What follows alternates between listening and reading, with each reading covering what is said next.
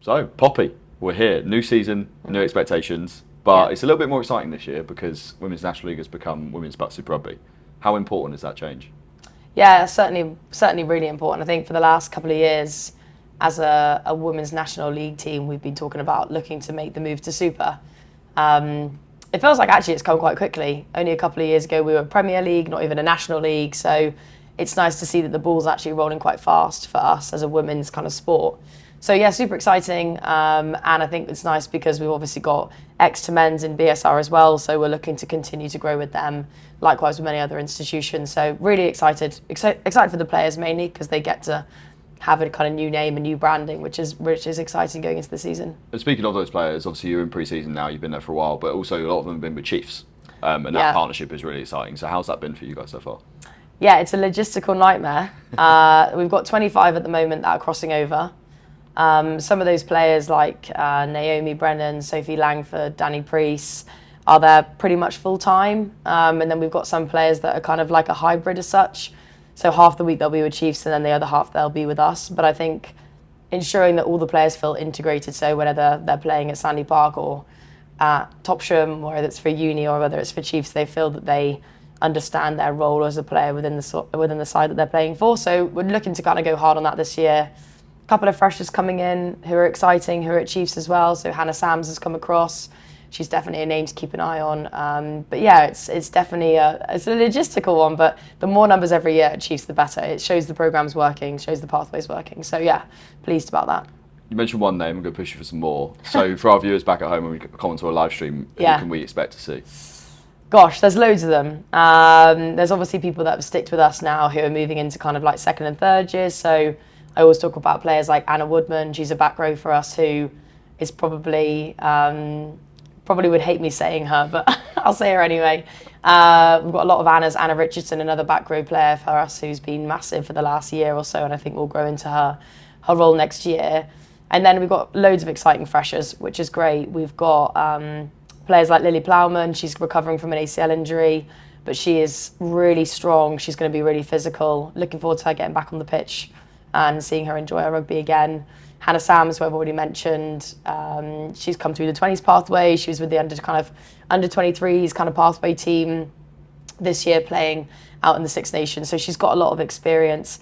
But then we've also got loads of players that have joined us who I think will be great club players who will look to play for first team, but also will add real value across the programme. So lots of new faces, lots of returning faces. We've got about 50 total that will be with us at pre-season across the 6 weeks. So it's a lot of players, but it's nice to have some new ones in there to get to know. So I guess because it's not just Bucks' experience, is it? Because a lot of the girls have been in 20s camps, actually even playing for senior teams at this moment in time. So what experience for freshers, especially having those big heads coming in? What's that importance for them? Yeah, I suppose there's definitely players who come into the system, come into the pathway, and I don't think realise the opportunity that they have ahead. So I think when you're surrounded by different players who have lived and kind of breathed it, whether it be 20s or seniors or not even just English stuff. You know, we've got Eva Stirrett, who's an Irish player who I think is going to be massive for us, both on and off the pitch. I think freshers coming in and seeing players like them, it shows them they can aspire to become something like that. But also, I think the biggest thing is just making sure they enjoy it. I think at uni, as we're moving to Bucks Super Rugby and things are becoming more professional, it's easy to lose sight of why you do it. And the reason they do it is because they love it. So if Connie Clark's running around with a smile on her face playing great rugby, then that's my job done. Not necessarily the level that she plays at.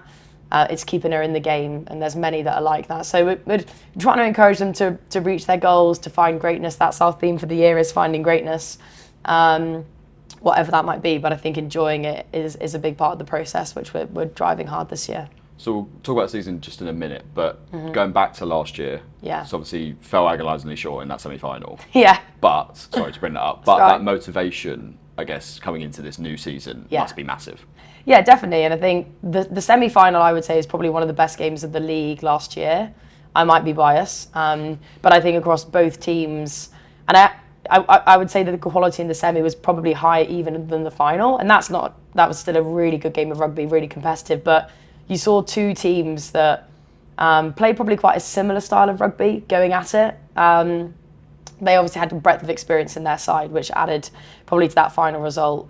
But I was really proud of the girls that day, and to have only lost by a couple of points against a very well-experienced Loughborough side is an accolade to the group. So I think there's definitely lick wounds, get over it. I certainly had to take a bit of time to move on from it.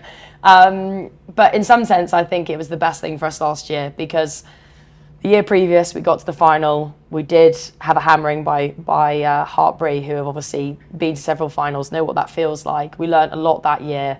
But I think we actually learned more last year, even though we didn't get to a final. And obviously I want us to win it this year, of course, and I know the girls believe in that too. But as long as we keep learning, as long as we keep going in the right direction, and that's not just our first team, that's our second and third team as well. As long as everybody's moving in that direction, then that will allow there to be success. Whether the success be for one team, 3 teams, 1 person, 50 people, whatever it ends up being, that's really important. You've mentioned the dreaded H word in Hartbury. So how are you gonna beat them this year? Because they're the ones to beat. They've been 3 years in a row. They are the ones to beat.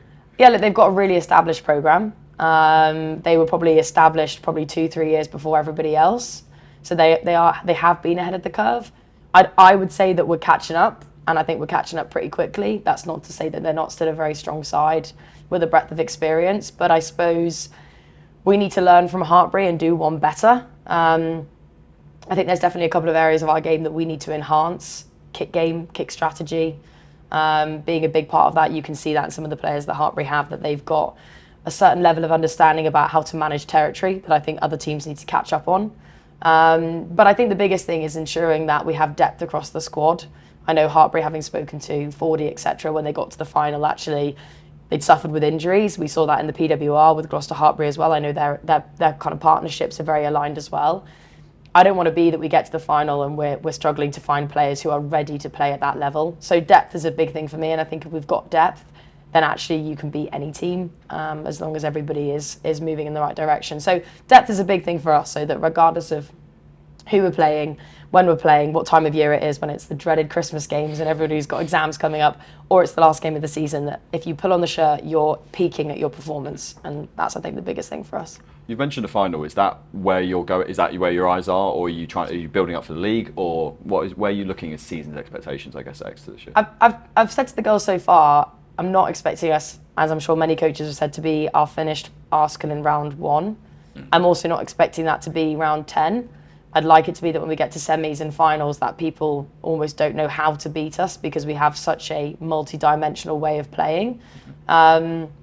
I think we can win the whole thing. Every year I've believed that we've won the whole thing. We haven't yet done it, so maybe that's my fault. But I think we've definitely got the personnel to do really well this year, and do really well, like I've said before, is hopefully getting to the final, but also there's loads of other success we can celebrate along the way, which I think you'll see across Exeter, whether it's appearances at Sandy Park, whether it's playing international rugby, getting capped by Red Roses, whatever it might be. I think there's going to be a lot of success this year for us, and if we win a final, that's a cherry on top, but I hope that we can do much more than that.